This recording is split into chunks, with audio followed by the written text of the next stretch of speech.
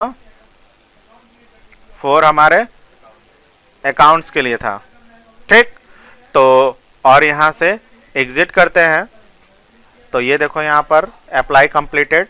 फिर उसके बाद यहाँ से शो विलेन करके देखते हैं तो हमें जितने भी विलेन इस मतलब इस स्विच पर बने होंगे वो सारे शो करेगा।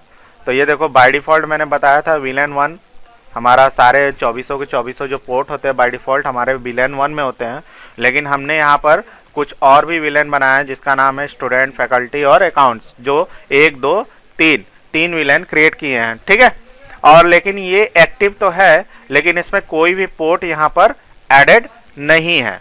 तो मैंने जिस तरह से स्विचेस में पीसीस को कनेक्ट किया है और जिस तरह मैंने डिपार्टमेंट को बांटा है, मैंने बताया हुआ यहाँ पर यहाँ विलेन 2 अगर क्रिएट कर रहे हैं तो यहाँ पर जो कलर ऑरेंज होगी उस पीसी का जो पोर्ट नंबर है वो 0/1 है।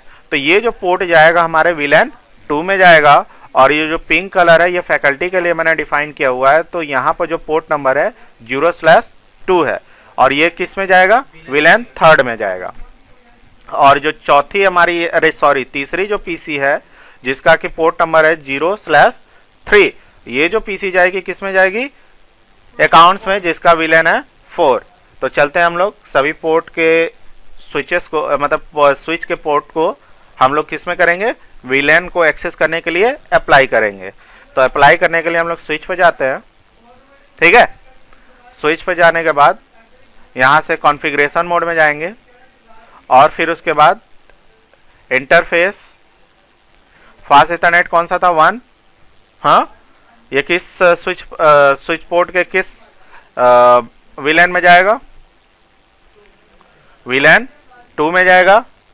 फिर 2 नंबर वाला किस में जाएगा, 3 में, और फिर 3 वाला 4 वाले विलेन में जाएगा।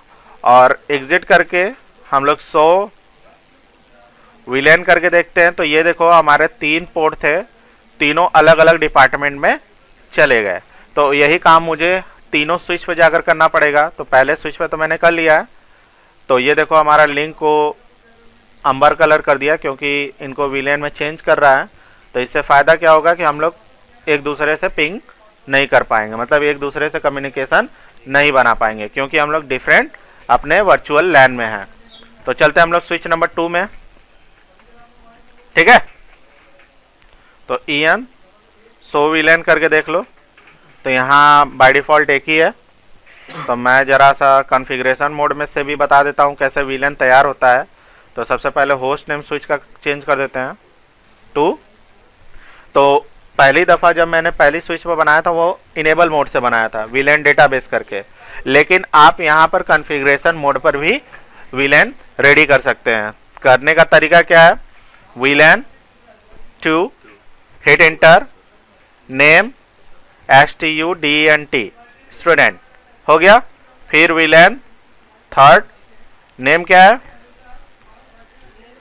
फैकल्टी।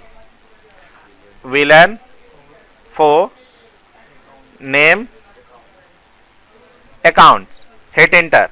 और एग्जिट करके अब मैं तुमको दिखाता हूं कि विलेन क्रिएट हुआ या नहीं। तो ये देखो विलेन का हमारे कॉन्फ़िगरेशन मोड से भी तैयार हुआ। ठीक, तो ठीक उसी तरह मैं सारे पोर्ट्स को हर एक विलेन के लिए असाइन करूंगा। तो करने का तरीका क्या है, configuration mode, interface, fast Ethernet 0/1, और यहाँ पर टाइप करेंगे स्विच पोर्ट, एक्सेस कौन सा VLAN 2, and then after 2 number का पोर्ट किस विलेन को एक्सेस करेगा, 3 नंबर को, और 3 नंबर का पोर्ट किसको एक्सेस करेगा, 4 को। जरा एग्जिट करके देख लेते हैं। सो विलेन, तो ये देखो यहाँ पर भी हम लोग ने दूसरे स्विच पर भी वही सेम काम कर लिया। अब चलते हैं तीसरे स्विच पर सेम काम करने। तो ये आ गए हम लोग। सबसे पहले होस्ट नेम चेंज कर लेते हैं। ठीक, और फिर विलेन क्रिएट कर लेते हैं, विलेन 2 नेम स्टूडेंट, विलेन 3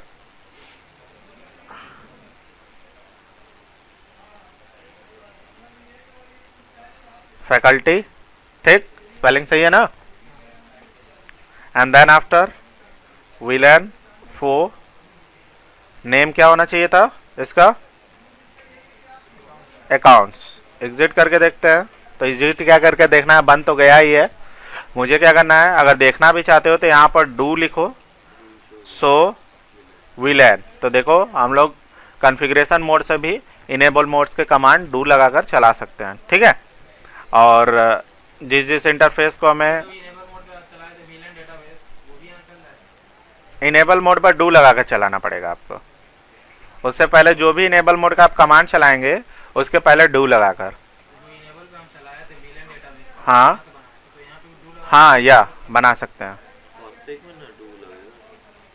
हाँ, कॉन्फ़िगरेशन मोड में अगर रहकर इनेबल मोड का कमांड अगर एक्सेस करना चाहते हैं तो आपको क्या करना पड़ेगा, डू लगाना पड़ेगा।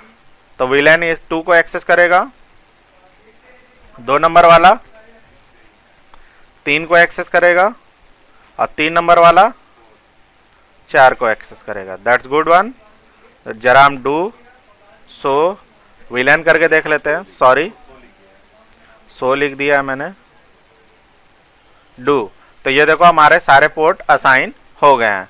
तो अब एक काम करके देखते हैं कि सेम VLAN में जो हमारे पीसीस हैं, हमारे जो स्विचेस से कनेक्टेड है एक दूसरे से, तो उन सभी को पिंग करना चाहिए, मतलब कम्युनिकेशन बनाना चाहिए। भले ही हम लोग डिफरेंट स्विच में हैं लेकिन है एक ही VLAN में, क्योंकि बाय डिफॉल्ट हमारी जो भी स्विच होती है 2400 के 2400 पोर्ट होती है हमारे VLAN 1 में।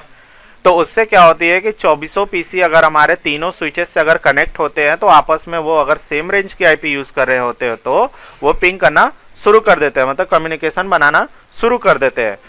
तो इस तरह हम लोगों ने तीनों स्विच पर क्या किया है कि 3-3 VLAN बनाया, और तीनों VLAN में अलग अलग पीसीस को जोड़ा है मैंने। तो जो जो जिस VLAN से अगर बिलोंग कर रहा है वो उन दोनों में कम्युनिकेशन होना चाहिए, चाहे वो जितने भी डिफरेंट स्विचेस में हो। हाँ, तो चलो हम लोग पिंग करा के देखते हैं। तो ये देखो, ये हमारा ऑरेंज वाला कलर ऑरेंज वाले से कम्युनिकेशन अभी नहीं कर पा रहा है। क्यों? क्योंकि अभी तक हम लोगों ने स्विचेस को जो कनेक्ट किया है, हाँ, तो उन तीनों स्विचेस में क्या हो रही है कि VLAN का जो कॉन्फ़िगरेशन का जो इंफॉर्मेशन होता है वो आपस में शेयर नहीं कर रहे हैं। क्यों? क्योंकि मुझे स्विचेस पर अपने VLAN के इंफॉर्मेशन को कम्युनिकेशन कराने के लिए हम लोग को क्या करना पड़ता है कि स्विचेस पर ट्रंकिंग करानी पड़ती है।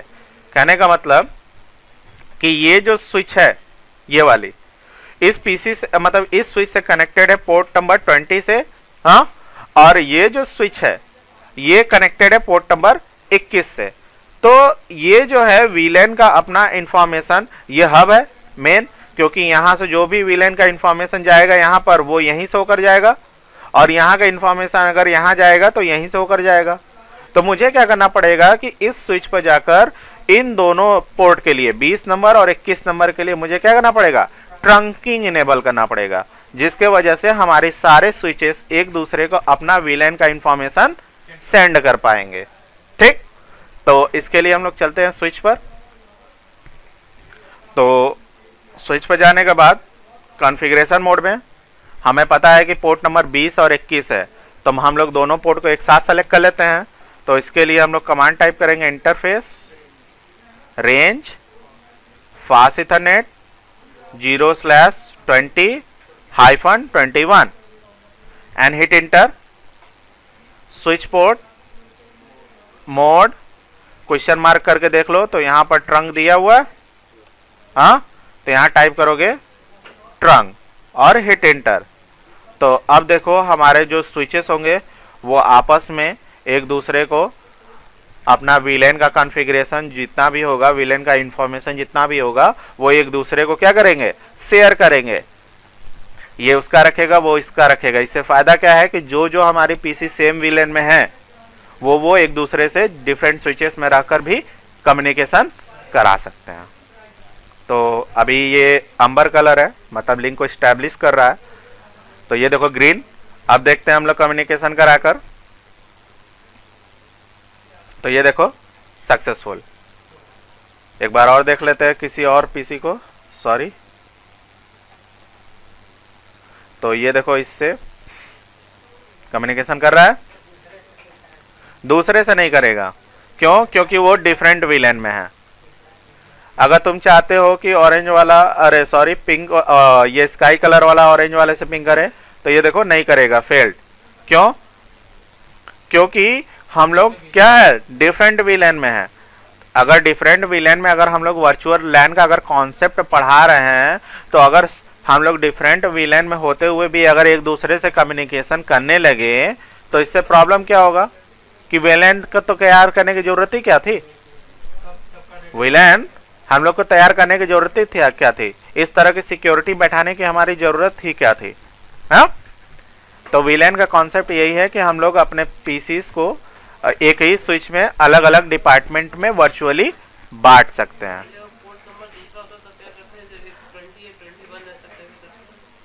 क्या 50? तो देखो बेटा पोर्ट होता नहीं है, सबसे पहली बात। 15 होता है तो एक एक करके आपको ट्रंक चलाना पड़ता। हाँ, वहाँ रेंज नहीं, वहाँ इंटरफेस फास्ट इथरनेट 0/20 ट्रंक चला देते, फिर उसके बाद एग्जिट करके फिर दूसरे इथरनेट को सेलेक्ट करते, फास्ट इथरनेट 15 को, फिर वहाँ ट्रंक चला देते और वो रेडी हो जाता। तो इस तरह हम लोगों ने वीलैन का कॉन्फ़िगरेशन देखा। आगे हम लोग देखेंगे वीटीपी का कॉन्फ़िगरेशन। ठीक है।